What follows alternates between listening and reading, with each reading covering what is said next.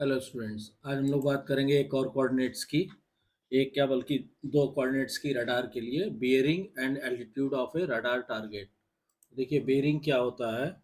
First we start with determination of bearing. तो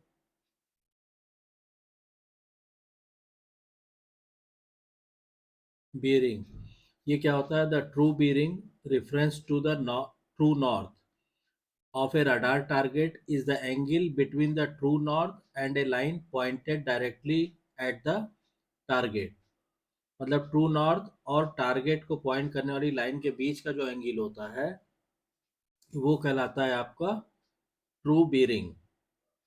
this angle is measured in the horizontal plane and in a clockwise direction from true north। The bearing angle to the radar target may also be measured in a clockwise direction from the center line of your own aircraft or ship and is referred to as the relative bearing।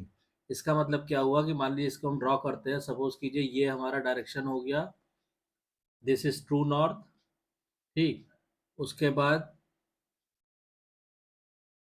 यहाँ पे क्या है? यहाँ पे हमारा own ship या aircraft जो भी है वो यहाँ पे है। ठीक है, अब यहाँ से हमने क्या किया कि शिप की सेंटर लाइन हम ड्रॉ करते हैं। तो मान लीजिए शिप की सेंटर लाइन आ गई, सपोज कीजिए ये।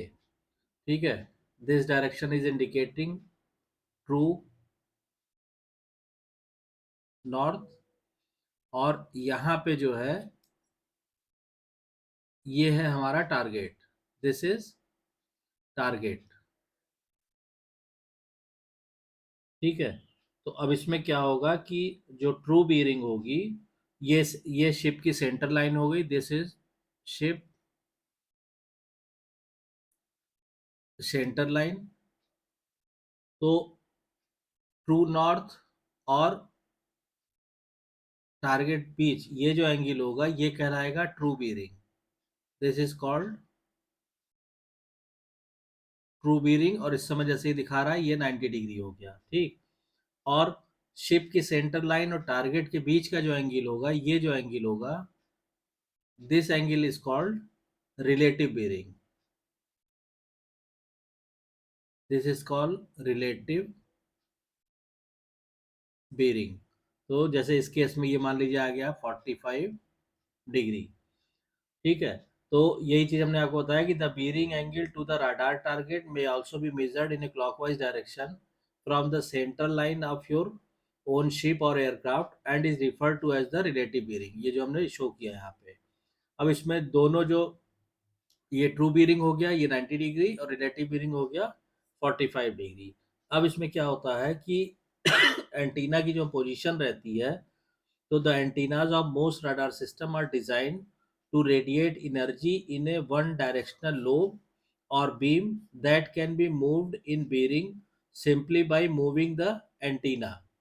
मतलब कि जो एंटीना होते हैं वो इस तरह डिजाइन किए जाते हैं कि वो एनर्जी रेडिएट करते हैं in one directional lobe or beam and that can be moved in bearing simply by moving the antenna. केवल एंटीना को मूव करके हम उस रेडिएशन एनर्जी के लोब या बीम को उस तरफ मूव करा सकते हैं। तो इसको जैसे मान लीजिए हमने कहा कि एंटीना की हम दो पोजीशन अगर आपको शो करना चाहें, तो सपोज कीजिए मान लीजिए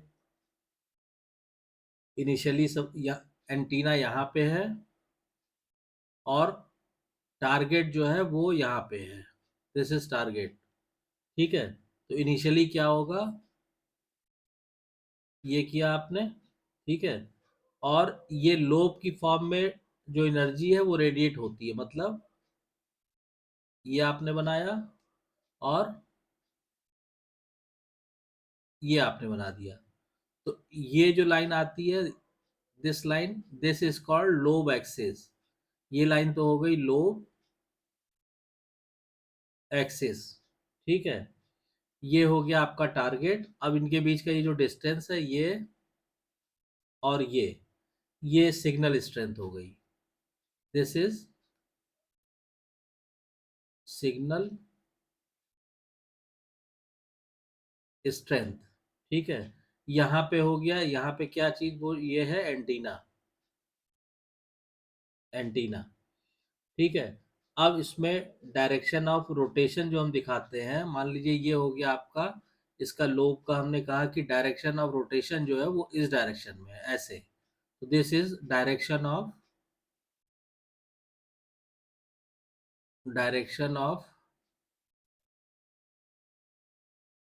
रोटेशन। ठीक है। तो ये मान लीजिए हो गया antenna in position A, antenna in position A. तो पोजीशन ए में एंटीना की, ये हमने शो कर दिया कि इस तरह होगा। अब इसके बाद हम क्या करते हैं, अब इसके बाद हम ये करते हैं कि एंटीना को अब दूसरी पोजीशन में अगर हम इसको बनाते हैं, तो सपोज कीजिए, मान लीजिए ये हो गया आपका एंटीना, यहाँ पे हमने ये बनाया, दिस इज एंटीना। उसके बाद ये हो गया हमारा टारगेट। ठीक है, जैसे यहाँ पे ये है टारगेट, ऐसे यहाँ पे ये हो गया टारगेट। ठीक है। अब क्या होगा कि इसमें जब आप लोब बनाएंगे, तो वो लोब आपका इस तरह आएगा, रेडिएशन एनर्जी का जो लोब है, ये मान लीजिए आया इस तरह, ये आया ऐसे। ठीक, ये लाइन हो गई लोब एक्सिस। और ये जो डिस्टेंस है इन दोनों के बीच का, ये जो एरिया है, यहाँ पे आपका सिग्नल स्ट्रेंथ रहेगा, दिस इज सिग्नल स्ट्रेंथ। ठीक है। तो ये हो गया आपका antenna in position B, antenna in position B. अब इसमें देखिए क्या होता है कि the antennas of most radar system are design to radiate energy in a one directional lobe or beam that can be moved in bearing simply by moving the antenna. अब देखिए जैसे इसमें हमने दिखाया हुआ है कि the shape of the beam is such that the echo signal strength varies in amplitude as the antenna beam moves across the target.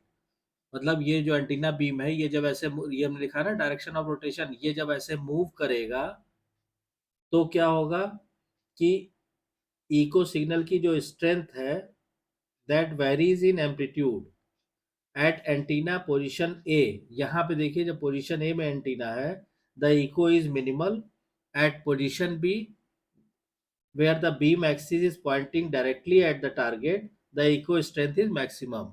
यानी इस पोजीशन में जब बीम की जो एक्सिस है वो डायरेक्ट टारगेट को डायरेक्ट पॉइंट करेगी, तो इको मैक्सिमम होगा इस पोजीशन में। यहाँ पे आप लिख सकते हैं echo signal is maximum, echo signal strength. और यहाँ पे क्या होता है, यहाँ पे मिनिमम होता है, echo signal strength is minimal. ठीक है। अब इसमें क्या होता है कि the bearing, hence the bearing angle of the target can be obtained by moving the antenna to the position at which the echo is strongest। तो इसलिए एंटीना को उस पोजीशन में किया जाता है कि जिसपे इको सिग्नल जो है हमको वो स्ट्रॉन्गेस्ट मिले।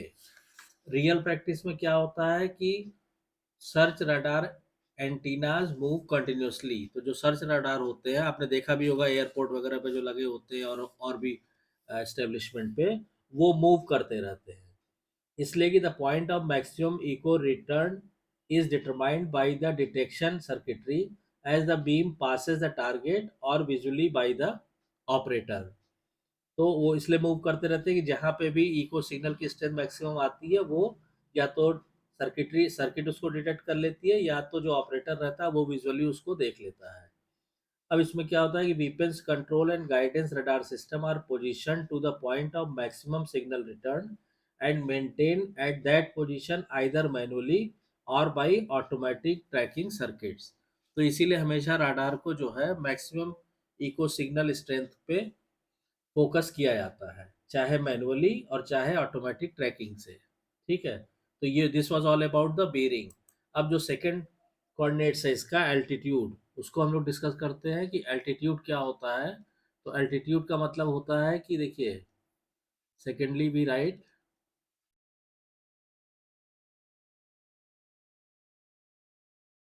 एल्टीट्यूड, इसमें क्या होता है कि many radar system are design to determine only the range and bearing of an object. Such radar systems are called two dimensional radars. मतलब कि टू डायमेंशनल रडार जो है वो रडार होते हैं जो क्या करते हैं, केवल उसकी bearing, that determine only the range and bearing, केवल रेंज और बीयरिंग को जो डिटरमाइन करते हैं, they are called two dimensional radar. In most of the cases of these systems, जिसको हम सर्च रडार सिस्टम कहते हैं, and function as early warning devices that search a fixed volume of space. The range and bearing coordinates provide enough information to place the target in a general area with respect to the radar site and to determine distance, direction of travel and relative speed. तो जो search radar system होते हैं वो ये भी determine करते हैं कि determine the distance, direction of travel and relative speed. However, when action must be taken against an airborne target, altitude must be known as well. A search radar system that detects altitude as well as range and bearing is called a three dimensional radar. यानी जो three dimensional radar होता है वो range, bearing के साथ साथ altitude भी find out करता है। ठीक है ना, that is called three dimensional radar. Altitude का मतलब क्या होता है, हाइट, कितने हाइट पे जो है वो टारगेट हमारा मूव कर रहा है या उड़ रहा है या जो भी है। Altitude or height finding search radars use a beam that is very narrow in the vertical plane. The beam is scanned in elevation either mechanically और electronically to pin point targets. तो इसमें हम इस तरह की बीम यूज करते हैं जो वर्टिकल प्लेन में बहुत ही नैरो होती है और वो टारगेट को फिर पिन पॉइंट करते हैं। The beam is scanned in elevation, और बीम को स्कैन करते हैं एलिवेशन में मैकेनिकली और electronically to pin point targets.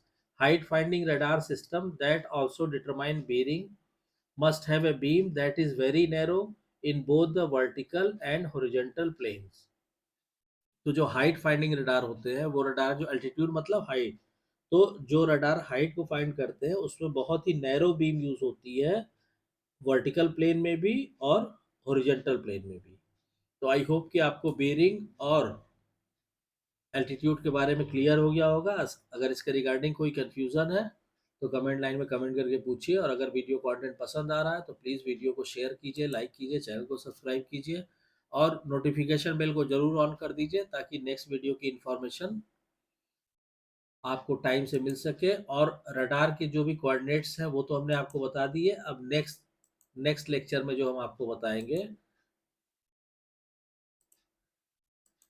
Next video lecture में हम लोग टारगेट रिजोल्यूशन की बात करेंगे कि टारगेट के रिजोल्यूशन में क्या की चीज़ें आती है, जैसे उसका रेंज का रिजोल्यूशन और बेरिंग रिजोल्यूशन। ये दोनों चीज़ें हम लोग नेक्स्ट वीडियो लेक्चर में पढ़ेंगे। तो चैनल को आपसे रिक्वेस्ट है, चैनल को सब्सक्राइब जरूर कीजिए और नोटिफिकेशन बेल को ऑन कर दीजिए। Thank you.